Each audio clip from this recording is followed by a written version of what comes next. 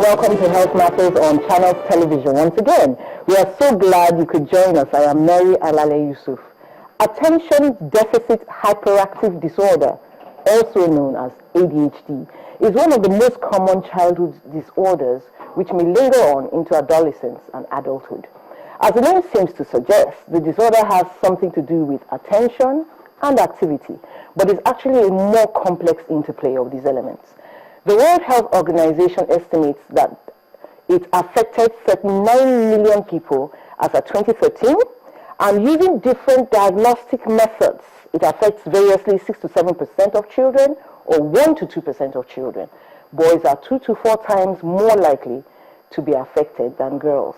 Our guest on the show today is Dr. Charlotte Migwe, a consultant psychiatrist and medical director of Happy Family Hospital in Lagos. She is also a fellow of the National Postgraduate Medical College of Psychiatry. You're welcome to the show. Thank you very much. So, what is this all about? Attention Deficit Hyperactive, that's a mouthful. Yes. Sometimes some people refer to it as just hyperactivity disorder, but it's a condition in which it comprises of three main problems, in which one of these is problem with attention, the other is hyperactivity, and then we have impulsiveness. But the impulsiveness is not included in the name. No, it's not included in the name, but it's one of the characteristics. And you can classify them. It's actually classified into 3. We have the basically hyperactive type, which is what more people tend to notice. These children tend to be just more of hyperactive. Then we also have those who are basically the inattentive type, and then we have the combined type. But actually, the combined type is the more common one. So you have attention problems. Yes. Then you have hyperactivity problems, and then a combination of both with impulsiveness. Okay. Yes. And the more common one is when it's all jumbled together. Yes, it is. At what age does it really start? Okay. ADHD tends to be noticed at the age of 6. Is it because it starts at 6 or it's just noticed? No, most times is when child begins to fully integrate into school. You know, at age 6, you tend to now be more serious with schoolwork.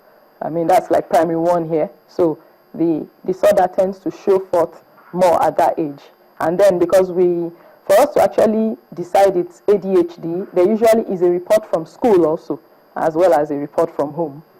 So what are the symptoms of this thing? How does one recognize it? Okay. Well, for a child with ADHD, I said it's made up of hyperactivity, inattention, and impulsiveness. Now, for the hyperactivity, you just find out that there's this child who just cannot sit still. A child is constantly restless, fidgeting. Even when the child is sitting, he or she is not sitting still. Is always fidgeting, squirming in his seat. For instance, a child in the consulting room keeps moving around the consulting room, touching the window, touching the door, touching the table, it's always very obvious and very distressing. Okay, so many activities. But a lot of children are like this. Yes, but that's why we say we need a diagnosis from school as well as home. Usually, it would have gone on for quite a while before it's brought to the attention of the parents, most likely by the school. Okay, so the difference now is in how long it has been going on, it is, and how severe. Yeah, you know, most children generally are restless, but yes. So for ADHD, it tends to be a bit more severe and more noticeable.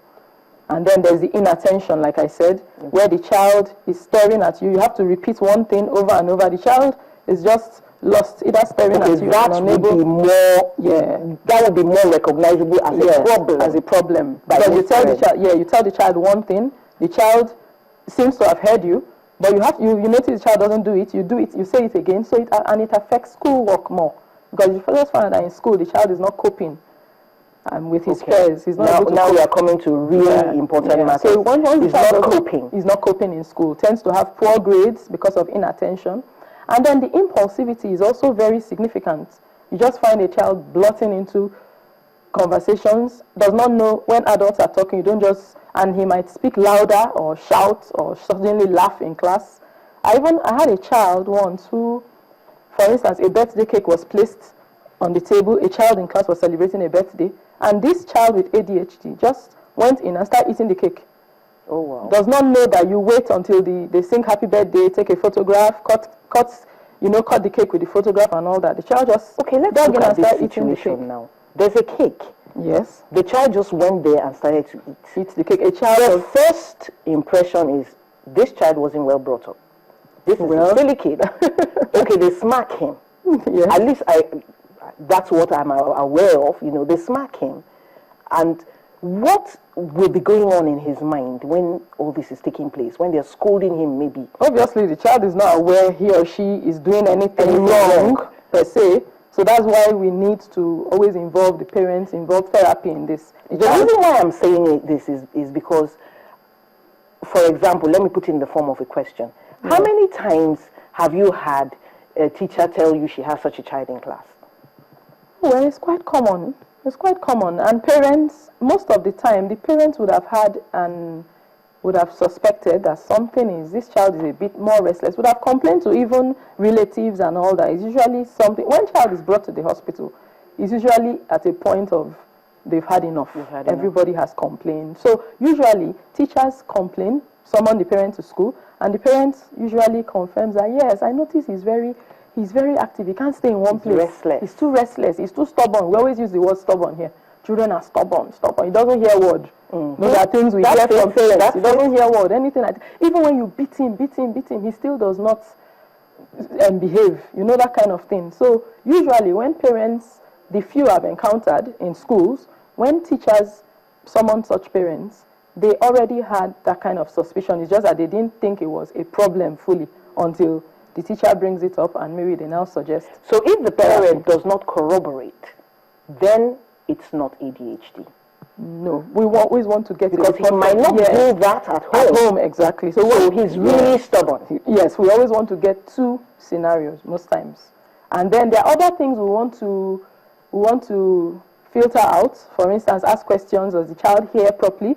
Because sometimes the child may be inattentive, but parents didn't know he actually has a hearing problem ordinarily. We also want to find out, is there any learning disability or any other problem? Okay, you're now talking about, are these alternative problems, or are they things that happen along with the ADHD?